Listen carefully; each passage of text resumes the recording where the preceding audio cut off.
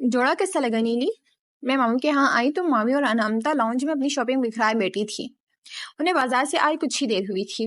ارمان بھائی بھی وہیں موجود تھے اور فرخ اور آفاق بھی. انامتا فوراً ہی اٹھ کر کچن میں ٹنڈا لانے کے لیے چلی گئی. ریڈ کلر کے شیفون کے اس خوبصورت جوڑے کو میں اپنی گود میں پھیلائے بیٹھی تھی. قمیص کے گلے پر ہلکا سا کام تھا. دوپٹہ پورا بھرا ہوا تھا. اچھا ہے، میں بے ساختہ تعریف کر گئی. انامتا نے پسند کیا ہے، مامی نے میری تعریف کے جواب میں بتایا. جوڑے کے ساتھ کا دیگر سامان دیکھتے ہوئے میں سوٹ کے ہمرنگ موتی والے پراندے کو دیکھ کر حیران ہوئی. مامی، یہ پراندہ لینے کی کیا ضرورت تھی؟ اول تو آج کل پراندے کا فیشن نہیں ہے، اور پھر نبی کے بال ہی کتنے ہیں جو آپ نے پراندے کا تردد کر ڈالا. یہ تو گنجے کو کنگھی دینے والی بات ہوئی. آخری جملہ میں صرف سوچنے کی ہمت کر سکتی تھی، کہنے کی نہیں. ہے کہ اس کے بال نہیں ہے؟ ارمان بھائی جو انامتا سے شربت کا گلاس لے رہے تھے ایک دم سے چونک گئے. میں نے ان کی طرف دیکھا. آف وائٹ پینٹ پر بلو کلر کی شرٹ پہنے، لائٹ براؤن بالوں کو سلیقے سے جمائے، چہرے پر ہلکی ہلکی سنہری داڑھی تھی اور لائٹ براؤن بڑی بڑی روشن ذہین آنکھوں پر سنہرے فریم کی نفیس سی اینک. بالکل ڈینیل وٹوری لگتے تھے ارمان بھائی. میں نے سرد آہ کو اپنے دل ہی دل میں دبا لیا. نہیں، بال تو ہے، بس لمبے نہیں ہیں. میں نے ان کے ہراساں چہرے کو دیکھ کر تسلی دی. ہو جائیں گے لمبے بھی، بالوں کا کیا ہے، گھر کی کھیتی ہے. مامی نے اچھا جواز ڈھونڈا بیٹے کا دل بڑھانے کے لیے. یہ الگ بات کہ ارمان بھائی بدل سے ہو گئے. مجھے تو پراندے بہت پسند ہیں. فروخ نے مسکرا کر پراندوں کی طرف دیکھا. اگر ایسا ہے تو اس سے پہلے میں تمہارے لیے ڈھونڈوں گی کوئی نرگس اور سائمہ. ویسے بھی مامی ان کی بڑی فین ہے، انہیں منچاہی بہو مل جائے گی اور ان کے زرق برق پرندوں کی قدردان بھی. میں نے پراندہ مامی کی جانب پھینکا جو بیزاری سی شاپ پر سمیٹنے میں مصروف تھی. انامتا آ کر ان کی مدد کرنے لگی. امی، میں دوست سے ملنے جا رہا ہوں، آتے ہوئے لیٹ ہو جاؤں گا، فکر مت کیجیے گا. ارمان بھائی اٹھ کھڑے ہوئے. مامی نے اس بات میں سر ہلایا.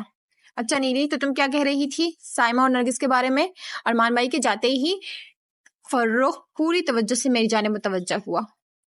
وہ تو شاید ان کے جانے کے ہی انتظار میں تھا، کچھ پوچھنے کو بےتاب تھا. میں تو ان کے بارے میں کچھ بھی نہیں جانتی، بس ویسے ہی کہہ رہی تھی. میں نے حیران ہو کر نفی میں سر ہلایا. اگر تم سیریس ہو اور اگر تمہیں واقعی نرگس جیسی کوئی لڑکی چاہیے تو تمہیں خود ہی کوشش کرنی پڑے گی. میں ان کے بارے میں کچھ نہیں جانتی، میں نے کہا. آفاق ہنس پڑا. تھینک یو سو مچ اس مشورے کے لیے. فاروق کے چہرے پر خفت چھائی. مگر مجھے نرگس جیسی لڑکی نہیں چاہیے. مجھے تو وہ کہتے کہتے رکا. شاید اسے اپنی بات کہنے کے لیے مناسب الفاظ نہیں مل رہے تھے. آفاق بھی اسے حیران نظروں سے دیکھ رہا تھا اور میں بھی. مجھے نرگس ہی چاہیے. آفاق کی آنکھیں حیرت سے پھیلی تھیں اور میں چلا اٹھی. کیا؟ آرام سے. وہ گھبرایا. مامی کچھ دیر پہلے ہی کچن میں گئی تھی اور انامتا شاپنگ کے شاپرز لے کر اوپر.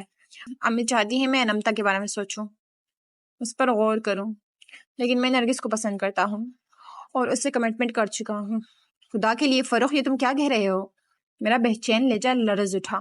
اس نے بات ہی ایسی کر دی تھی. میں حیران تھی. اسے نرگس ملی کہاں؟ شاید وہ بھی اس کا فین ہو اور اس کا کوئی شو دیکھنے چلا گیا ہو. تم ایسا سوچ بھی کیسے سکتے ہو؟ عمر میں تم سے کتنی بڑی ہے اور پھر اس کا پروفیشن. مامی بھلے اس کی کتنی بڑی فین ہو مگر وہ اسے بہو بنانے پر کبھی رضامند نہیں ہوں گی. عمر میں وہ میرے جتنی ہی ہے اور پروفیشن وہ تو میرا بھی وہی ہے. جو کہتے کہتے اسے اچانک ہی جیسے کوئی خیال آیا تھا. وہ رک کر مجھے گھورنے لگا. تم کس کی بات کر رہی ہو؟ تم کس کی بات کر رہے ہو؟ میں نے بجائے جواب دینے کے الٹا سوال کر لیا. اپنی آفس کو لی کی، اس نے چبا چبا کر بتایا. میرا ہاتھ بے اختیار اپنے منہ پر گیا تھا اور آفاق کا کہا بے قابو ہو گیا. قصور نیلی کا نہیں ہے. ایک لمحے کے لیے میں بھی کنفیوز ہو گیا تھا. وہ ہنستے ہوئے بول رہا تھا. مجھے خجالت سے اپنا چہرہ تمتماتا ہوا محسوس ہونے لگا. تم لوگوں میں کامن سینس نام کی کوئی چیز نہیں ہے. فروخ نے مایوسی سے سر ہلایا. تم میں ہے کیا؟ صاف صاف نہیں بتا سکتے تھے کہ اپنے آفس کو لے کے بات کر رہے ہو؟ نرگس کے نام پر اس دوسری نرگس کا ذکر چھڑنا ضروری تھا. میں خجالت مٹانے کو اسی پر چڑھ دوڑی. تو یہ کس نرگس کی بات ہو رہی ہے؟ دو سیڑھیاں پلانگتے نیچے اترتے ہوئے مویت کے کانوں میں شاید یہ نام پہلے ہی پہنچ گیا تھا. اور بلو جینس پر بلیک کلر کی ہاف سلیوز کی شرٹ پہنے تھا جس میں اس کے بازوؤں کے مسلز نمایاں تھے. دوسرے بھائیوں کی نسبت وہ کثرتی جسامت رکھتا تھا. اب اس نے جم بھی جوائن کر لیا تھا. مجھے سمجھ میں نہیں آتا نرگس کے نام پر تم بھائیوں کے کان کیوں کھڑے ہو جاتے ہیں؟ میں نے کہتے ہوئے اس پر طنز کیا تھا۔ کیا واقعی؟ اسے مسکرا کر اپنے کانوں کو ہاتھ لگایا۔ ویسے ان کے لیے تم یہ بات نہیں کہہ سکتی کیونکہ ان دونوں کے پیدائشی ایسے ہیں۔ وہ ہنسا۔ نیلی تم کہاں جا رہی ہو؟ ابھی تو میں نے اپنی بات بتائی بھی نہیں ہے۔ مجھے جانے کے لیے اٹھتا دیکھ کر فروخ نے کہا اور مجھے غصہ آ گیا۔ نہیں، پہلے تم ڈیسائیڈ کر لو کہ تمہیں کہنا کیا ہے، اس کے بعد کر لینا اپنی بات بھی۔ جا رہی ہوں میں۔